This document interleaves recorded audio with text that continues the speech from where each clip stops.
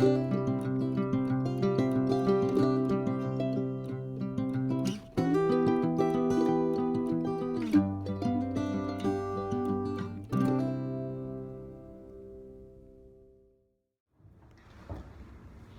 up, family? Welcome back to my YouTube channel. It's your girl here, Cwengile Nakani. So first and foremost, I want to say thank you so much to everyone who subscribed to my channel, to everyone who supported me in this journey, and to everyone who viewed my first video. I want to say thank you. I really appreciate it. So today's video, I wasn't gonna do it. I wasn't gonna talk about this topic because it's a very sensitive topic to me, and also for the fact that it has a lot of stigma attached to it. So I'll be sharing my suicidal journey.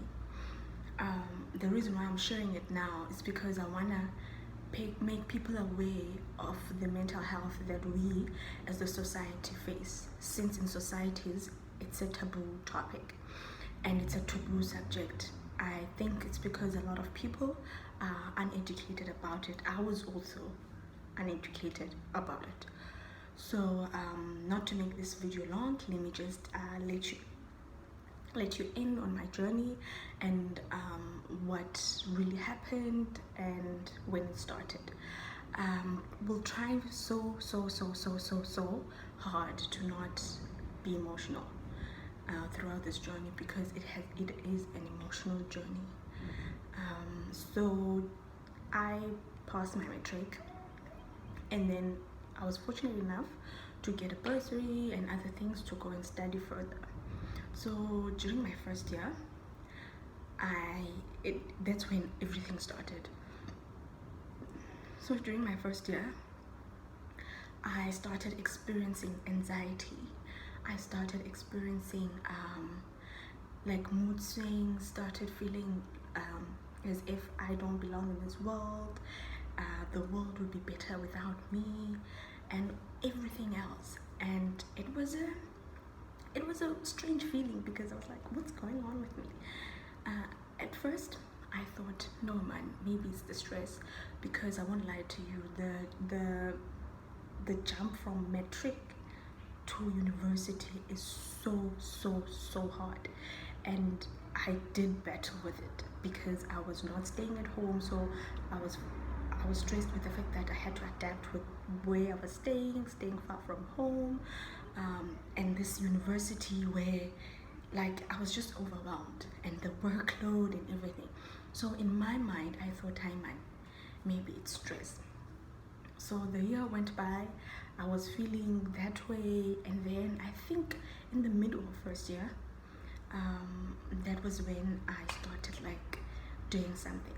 So what happened is, it was that particular day I felt bad about it, and I went to the drawer, took out a knife, went to the toilet, and I held the knife with me, and I kept praying, and I held it, and I was like, yo, and all these voices were speaking to my mind about how useless I am, about how I don't deserve to be alive, and how, you know.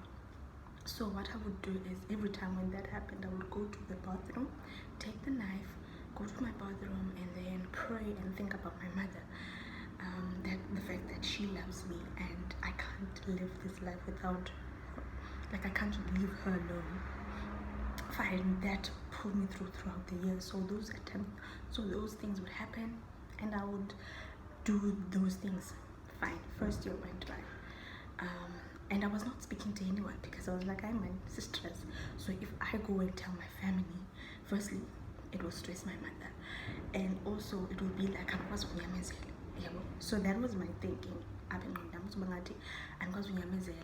also the fact that financially I was okay. Like I really was okay financially. So I didn't understand, but hey man, why would I be stressed? Got the financial okay.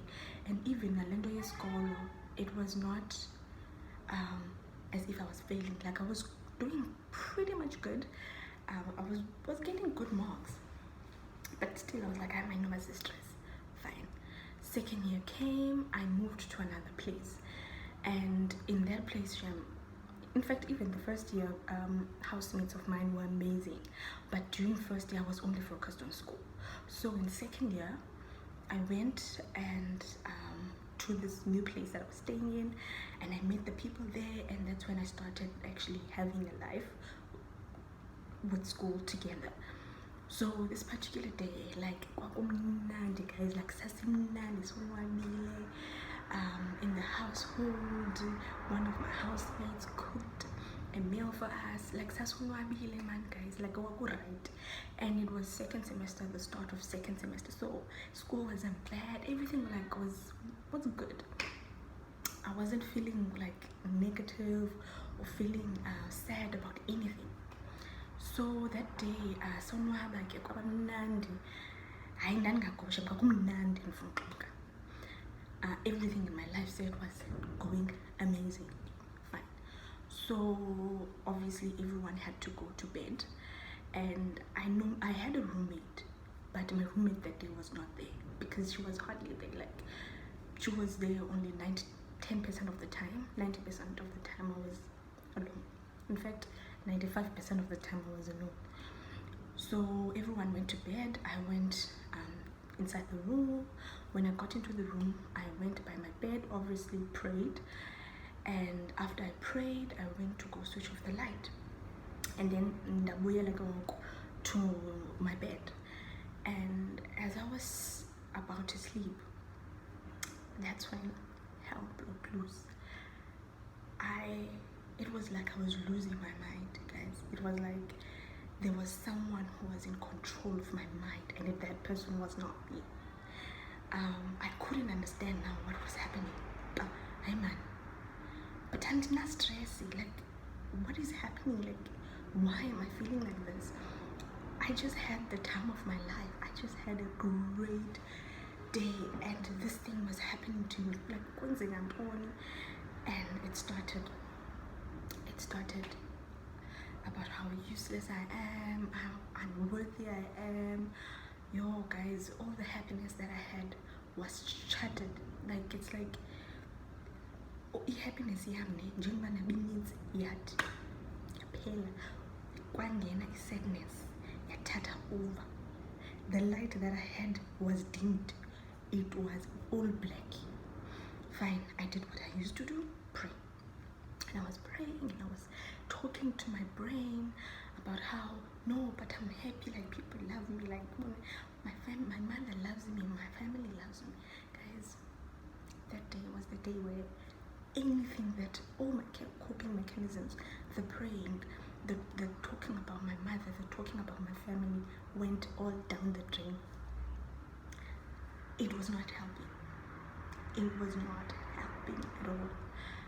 And the sad part was that nobody knew that I was going through that, because I would pretend as if I'm the most happiest person. I would pretend as if right, nobody knew that actually Cwengile is going through all of this. And also but I was not aware of what was happening. As I said before, I thought it was stress. So now I'm sitting there in the room. It was dark, obviously I turned off the lights, but what I was feeling was 13 times darker. I had lost control of my brain. I had lost control of my thoughts. It was another voice. So now I was pleading, like the small Cwengile who's trying to see the light is pleading the dark Cwengile to be like, but I don't understand. Why? Like, why should I die? And the dark Cwengile answered and said, because you have to die. And it was at that moment when I realized that no, something is not right. I can't just want to die in jail, like, without being sad about anything, or anything. So now the light Cwengile was down, it was dead. Now the dark Cwengile had taken over. Fine, now I'm looking back, okay, fine, nobody loves me, nothing. Now I'm about to die. I'm looking back, what can I use up Romy? I didn't have pills, so I didn't use pills. So itafile rooms was by the door, and no rooms I had in wine glasses that she was collecting. And obviously my brain, the Cwengile, told me, gave me an idea, but you know what? They are the glasses. Go fetch them and use them. And break them and use them. So I was like, okay. And it showed the light Cwengile is no longer.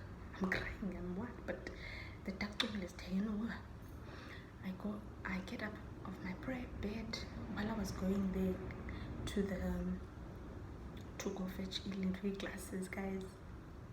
I don't know how I survived. I don't know how I managed to go out of the room. Till today, I don't know how I managed to get out.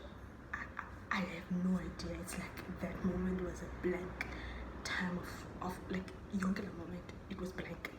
And then it's Kumbula and Pagama to go fetch the glasses. How I got out, only God knows. So now I got out. I went and I asked for help. Mind you guys, we are all young here, and people didn't expect it because everyone was confused. But Cwengile, you were so happy now. Why? And everyone is asking me, why do you want to do this to you? And I'm like, I don't know. I didn't stress, I didn't mix, and dance. And when I asked, the Cwengile said, I have to die. So back when I don't know. Fine. That's when I went and I told people, like my friends, about it, about what was happening. And I told one of my friends from church who helped me a lot. All my friends helped me a lot, guys. And when I went to go tell them, obviously my mind was also telling me, but why are you stressing abanye abantu? Why do you wanna put your stress on someone else's, on abanye abantu, you know? And that's what happens when you're going through that. That's why you find out my friend, like when a person killed themselves, their friends would say, I didn't know. And that's because we put a face, a mask, guys. We put a mask. We don't want to come to y'all. We're afraid, but what are you gonna say? What if utte? So guys, when someone who go through that comes and tells you, know that it was courage. Because guys, I wasn't telling anyone. I went through it a year and a half, and I wasn't telling anyone. Fine. I went to my friend whom I told from church. We went together to church, and that's what Tibana and Mama Bishop there at church, who was gonna pray over me. And you guys, I still don't know anything about mental health or anything. Fine. I went there, and while I was in my chair, it came again. Yabona, this time it was like, Yabona, you telling abantu uyabastressa. Why you nuisance ebantwini babantu? Can't you see that you are a problem in people's lives? Why are you like this? Why uyingxaki? Yo, guys, I got up the chair and I went down and I was crying. And unfortunately, the people next to me, they thought it was the Holy Ghost. And there wasn't it wasn't the Holy Ghost. It was the dark Cwengile. Fine, I got up, and now I couldn't breathe. It was hard for me to breathe because I was crying. I was having like panics, like you. And I got up, I left. Oh, before I left, it told me that I should go and use Lahlapa, like there's a busy road. So it told me to go outside the church to the busy road so that in Digilis. Guys, causing I'm causing problems now in other people's lives by talking. Fine. I went up, Dapuma.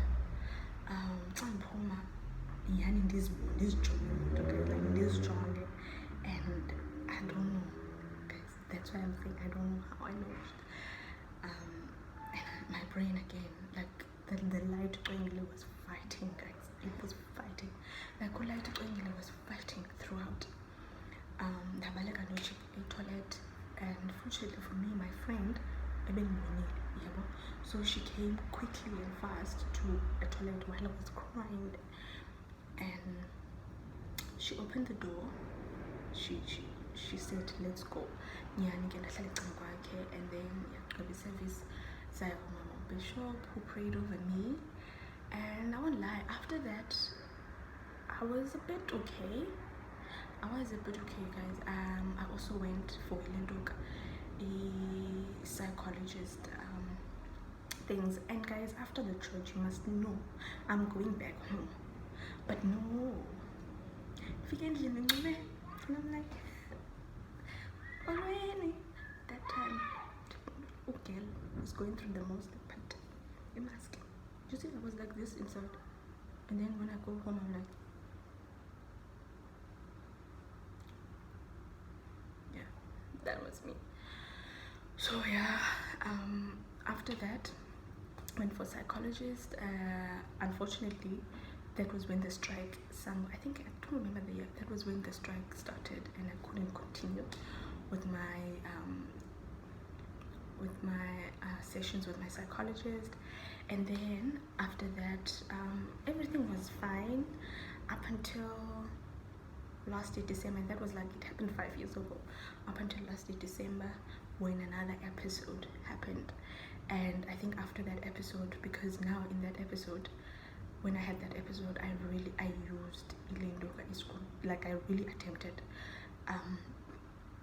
committing it. I did take something to hurt me, and it was the 23rd of December, and fortunately there was someone apparently who saw me before I even did it, actually who saw me, found me while I was busy doing what I was doing.